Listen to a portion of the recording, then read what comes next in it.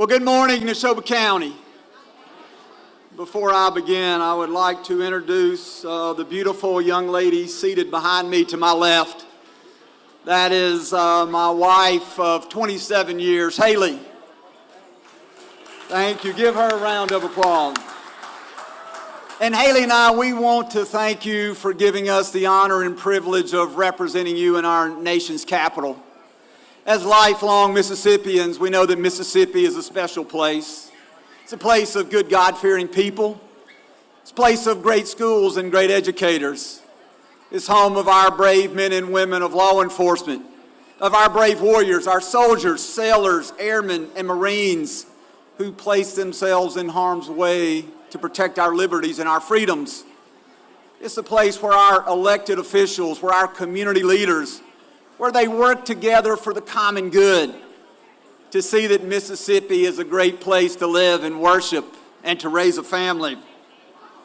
One of my greatest honors is when I speak to my colleagues in Washington, when I talk to business leaders, when I talk to political leaders, is to serve as an ambassador for our state, to highlight, some may say brag on the successes of Mississippi.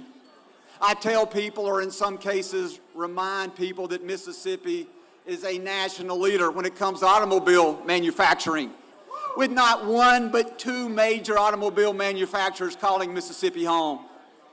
Nissan has invested $3.5 billion in their facility in Canton, a facility that can produce over 1,000 automobiles each and every day. And Toyota has invested nearly $1.5 billion in their facility in Bruce Springs, a facility that employs over 2,400 Mississippians. I remind them that the Gulf Coast is a global leader in shipbuilding.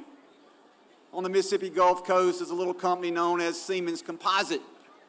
Siemens Composite has the sole source contract with the United States Navy to build the bow dome for the next Columbia-class submarine. The Gulf Coast is also home of Bollinger's shipyard. Bollinger's is building the first domestically produced icebreaker for the United States Coast Guard in over a quarter century. And I think we're all well aware of Ingalls Shipyard, the largest shipbuilding facility in the entire country, facility that employs more than 11,000 people. The last time I had the opportunity to visit Ingalls, they were in the process of constructing a dozen different warships for our Navy and Coast Guard, ships that will sail across the globe and project military power to the very ends of the earth. Mississippi is quickly becoming a global leader in supercomputing capacity and data center storage, both of which are critical to building the future of tomorrow. With supercomputer centers located at Mississippi State University, they are home of the Orion supercomputer, one of the top 5 most powerful supercomputers in all of academia. The United States Army Corps of Engineers has their supercomputing center at Erdek in Vicksburg, and the United States Navy computing centers at Stennis Space Center in Hancock, Mississippi. We know that Mississippi has also become the hotbed for data centers. Last year, Amazon Web Services announced that they were building not one but 2 hyperlinked data centers in Mississippi, that they would be spending between $10 and $15 billion in our state. Earlier this year, Compass announced that they were also going to be investing $10 billion to build data centers in East Mississippi. And then finally, as I brag about Mississippi to my friends, I remind them that Mississippi is the nation's leader in protecting the life of the unborn, with Mississippi leading the charge to overturn Roe v. Wade. In our nation's capital, under the direction of President Donald Trump, with conservatives controlling both chambers of Congress, Republicans have secured the border. When President Trump was elected, but before he took office, he reminded us that America's sovereignty was under attack. President Trump said our southern border is overrun by cartels, criminal gangs, known terrorists, human traffickers, smugglers, and illegal narcotics that harm Americans. Under President Trump's leadership, he surged resources to the border. He ended the catch and release programs put in place by the Biden-Harris administration, and encounters along our southwest border have dropped more than 90%. Republicans, as part of our budget reconciliation package, have added additional resources to maintain that border security. We funded 700 miles of border wall, 900 miles of river barrier. We're going to be employing 3,000 additional Customs and Border Patrol agents, and we are $2.5 billion in new technology that will help stop narcotics and human smuggling. Republicans have extended and even expanded the Trump tax cuts. We have prevented the largest tax increase in American history.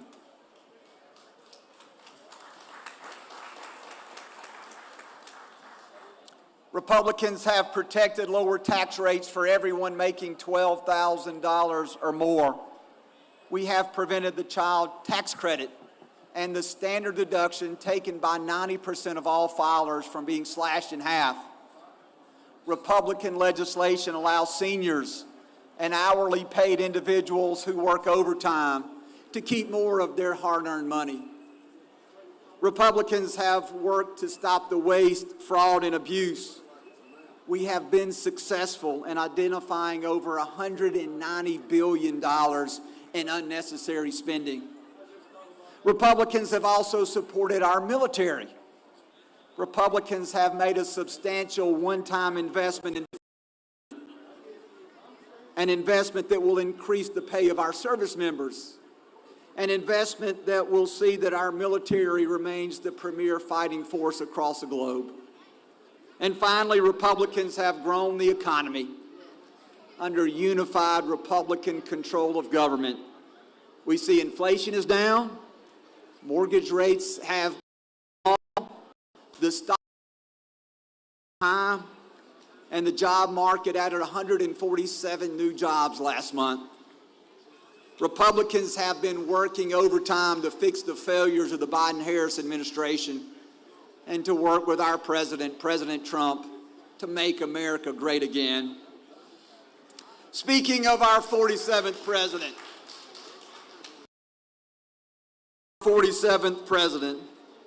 I would like to read to you a greetings from the White House, sent to us from our Commander-in-Chief. Dated today, July 30th, this greeting says, Melania and I, to everyone attending the iconic Neshoba County Fair. For more than a century, the proud people of Neshoba County have taken to the campgrounds of Philadelphia, Mississippi, to celebrate their home, their heritage, and their history. Every year, thousands of Mississippi farmers, ranchers, and small business owners gather with neighbors on the fair's legendary front porches, enjoy conversations, and experience the enduring spirit of community. To every patriot taking part in this year's fair, you are the men and women who carry this country on your shoulders. You are the heart and the soul of America. As president, I'm working hard every day to make our nation stronger, freer, safer, more prosperous, more beautiful, and greater than ever before. With the support of hardworking, God-fearing citizens like all of you, the golden age of America is finally upon us, and our work is only just beginning. Congratulations on another amazing year for the Neshoba County Fair. May God bless you, and may He continue to bless the United States of America. Enjoy the fair. In closing, Haley and I would once again like to thank you for giving us the honor and the privilege of representing you in our nation's capital. May God bless each of you. May God bless the Neshoba County Fair. and may God continue to bless the United States of America.